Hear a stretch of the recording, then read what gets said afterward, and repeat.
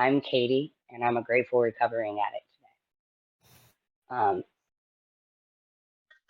I want to start off with our topic of discussion. Our topic of discussion today is overcoming the obstacles in our recovery and how we do that, and whether we feel like we've done it the right way or we should have done it a different way, and how we can do it differently. Um, I know that it's easier said to just, move past and move forward. And everyone talks about, you know, just say it and it'll be done. But in this journey that we do, it's a battle, and we fight all the time. There are days where the fight is less, and then there are days where the fight is more. But it's how we overcome those obstacles that really dictates the type of person that we are or want to be. I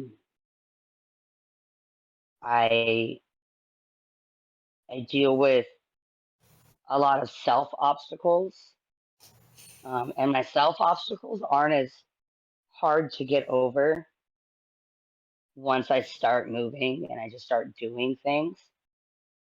But the obstacles of what other people think of me and what other people believe to be true,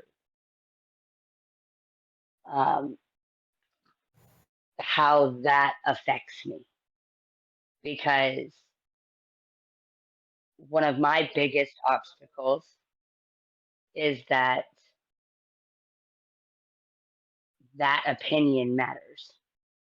In my recovery, what other people think of me matters, even though what should matter is what I end up thinking about myself and the person I put forward. And I struggle with that battle. I struggle with overcoming that obstacle and figuring out where my place is in this world and what I'm really here for. I struggle with finding my own acceptance in my own family dynamic, let alone out in the world with a bunch of people. This group gives me faith that there are some people in this world that I can still socialize with, even some sort, and not be judged for being who I am, because I'm not a well polished, put together person all the time. I'm not the makeup and the hair. Today, I happen to do my hair with somebody else, and it's so humid outside that it's do something with it, or nature's going to do what it does, and then I'm going to poof. So now let's just do something with my hair.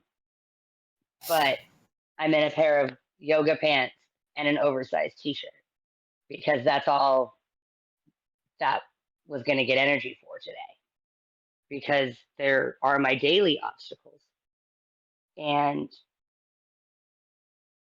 But I take the same steps that I do with my daily obstacles, with my obstacle of what other people think of me.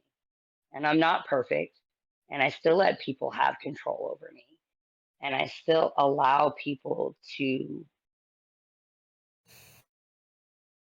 push me to a point where the person I am becoming is no longer the person that's up front. And that I am back to being a very vile and disgusting person. I say things I don't mean. I do things I don't mean. I walk away from people I don't mean to. I make people worry. People I thought didn't give a shit about me, I make them worry. Because if I'm not around, then I don't get to hear their opinions of me. Then my internal battle of I'm never good enough isn't there. So I think. But then I'm alone, and it's the only battle I have, is I'm not good enough. And I'm not worthy. I'm never going to be enough for somebody. nobody's going to love me. And in my recovery, I have thankfully found a semi solid point where very little people's opinion of me matters. There are still a few I deal with. And I try to limit my interactions with those people as much as possible because I don't allow anything anymore to take away from my happiness. Or at least I try not to. But I remember that baby steps. So calming my breathing, counting from 10 backwards, 5, 4, 3, 2, 1, snapping my bracelet, whatever it is that works that day to overcome that obstacle as gracefully as I can in the body that I'm in today. Because I used to try and do things like the old person would, like the old Katie would. And I had to realize that that person's not here. I am evolving. And as long as when I go to bed at night and I lay my head down, I am okay with the choices that I have made in that day, then I can close my eyes peacefully. If a way I've chosen to overcome an obstacle is yelling and screaming and fighting with somebody to get my way, or try to get my way and not get my way, I don't really sleep well. I don't sleep well normally, but I sleep even less because I don't like the person that does that. I don't want to be that person. I don't want to teach my kids to be that person. So I remember and I remind myself that storms happen and I'm not always looking for the rainbow. I'm looking for the break in the clouds that allows me to learn from that storm so we can be prepared for what comes next to do things better. And with that, I'm going to open the floor. Does anybody want to speak?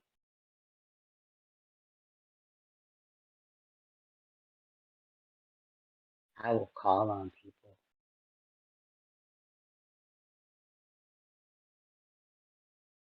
I mean, it's literally just a form of masking. No, because masking is toxic. How do we overcome them without destroying who you are? How do you overcome them and still grow? Because do you grow when you mask? No. So let's discuss that. So let's rethink that thought for you. How do you overcome your obstacles? Leading other people around me. Okay. What happens in the situation when you don't? What can you do to overcome that obstacle? I mean, therapists help. Yeah. So what are we learning there? To what coping skills or learning or tools or I mean, you can call them anything you want. What is it that you do in order to overcome the obstacle in the way that you want to? In the manner of being the person that you are trying to be. Because we're all trying to change. We're all trying to grow. So, how do we overcome and still grow without having to take too many steps backwards?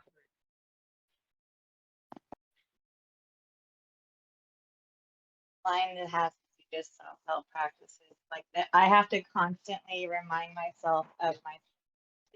I have to constantly remind myself why I'm trying to do this, why I'm walking away when I get angry, why am I choosing to go smoke instead of drink.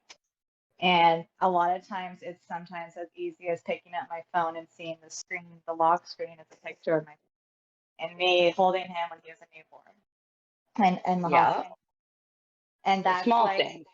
yeah, it's the little things to remind me, like, and sometimes that's not enough. Sometimes I break down and cry, and that's where I have support systems like you guys. But if I can't, and I don't feel like, and I'm choking and I can't talk to someone, I use pictures and I use practices that I've been taught, like reminding myself to breathe, reminding myself that these are intrusive thoughts. These are not your thoughts, they're intrusive thoughts. And why are you having, why are you sitting there feeling this way?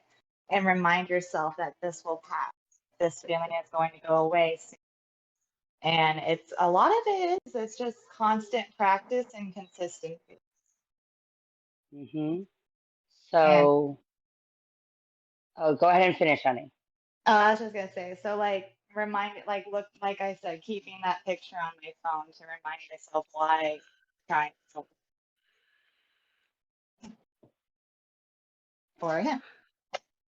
So, Nuggy says, that resonates with me so hard. Sometimes when I look, what looks like I'm okay today is very different than the okay I might be tomorrow. I'm not cap I'm not capable. My obstacles are never stagnant. A break from reality offers relief, but the shattering aftermath breaks the unit. I'm never even sure from day to day who my allies are. Part of me is afraid new friends are just my brain taking pity on me, and they are not friends, but new delusions. I don't always know what is or isn't real, but sometimes I don't want reality anymore. Reality can break me because it's worse than delusion. I fully understand that. And Panda goes, I feel that a lot too. I'm working on not caring about what others think of me. I tend to relapse when I don't lean on people.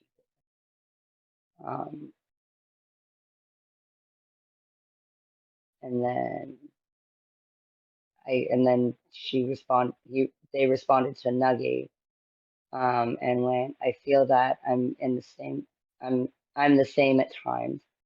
And then again to Nuggy, I get it, and I tend to not pull myself out. Yeah.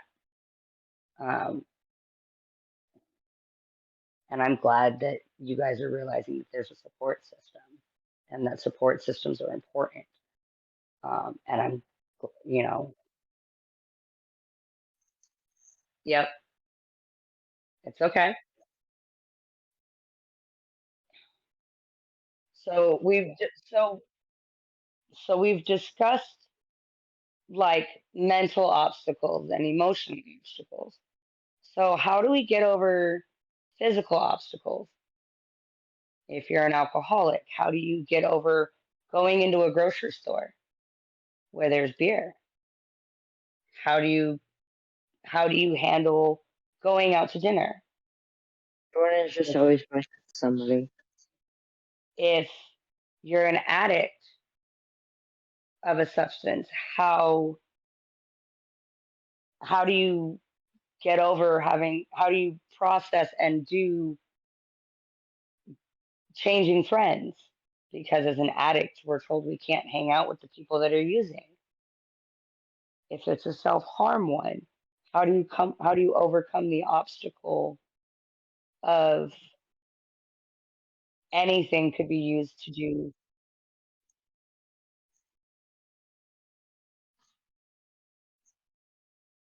Okay, meeting pause.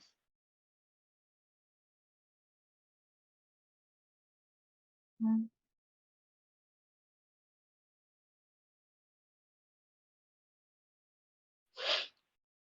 Hey, B.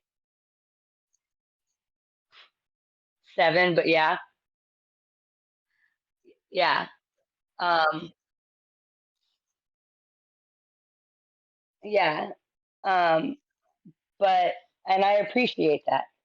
Um, but how do we overcome these physical ones? How do we overcome the fact that I don't drink, but my husband does? My husband is the man who's will have a drink and then not touch it for 6 months, 8 months to a year. Never again. He's not that way with other substances, but that way with alcohol. And I can't tell him he can't have a drink. So how do we overcome those?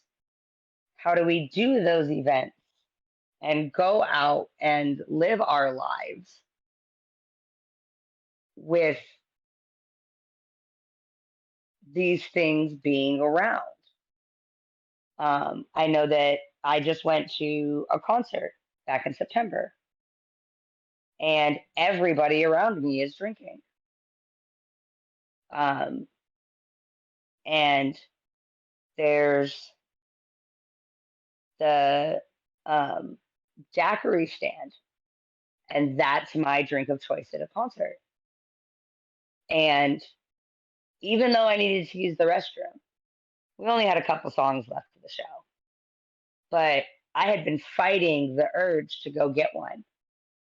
But in order to not get one, I didn't bring more than a bottle of water's worth of money. I didn't bring my credit card. I didn't bring my ID because I don't need it to get into the show unless I'm drinking alcohol. So I didn't give myself the option to go down there or go down to the bathroom by myself and get someone to buy me one. When I'm out at concerts, my husband escorts me to the restroom. So then that way I have an accountability partner on whether I drink.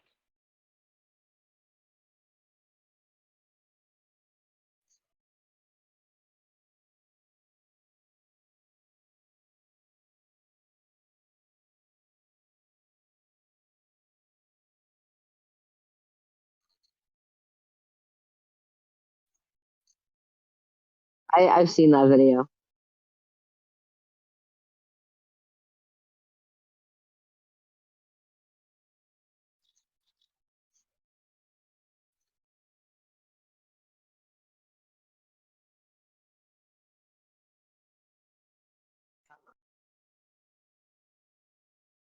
Oh, it was adorable.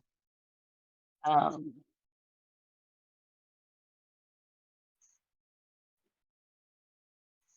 but it, but it's real. How do we go over these? How do you do this? I still struggle with it sometimes, so I guys would agree on that. Like you not taking money to the concert, that's one, or not taking your ID, that's one that I could try doing. I was actually talking to someone earlier. I can't even be over at a friend, like be friends with this one person because her influence is constant drinking, and I can't be around it. Otherwise, it will affect me in my home life. And so I just have to avoid really going out with her anywhere, and it kind of stuff. I haven't really figured out how to do that without being sucked into drinking. I will tell you that it took me a really long time. A really long time.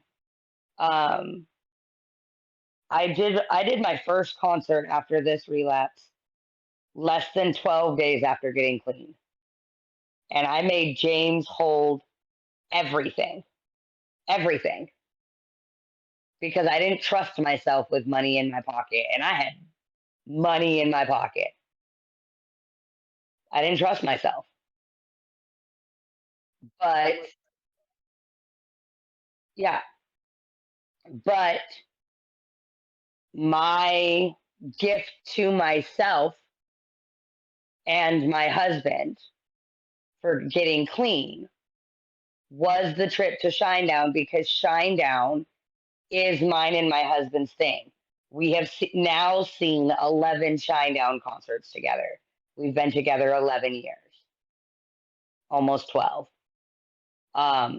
So I couldn't pass up the memory of us doing it sober. But I just made sure that I didn't give myself the ability. But I don't hang out with friends who drink. My best friend, she and I talk on the phone, but I can't go out with her because she drinks. And she drinks like, she and I can go. But because I'm not drinking anymore, because it ruins my home life and it ruins me as a person, I don't go. Her kids are still friends with my kids.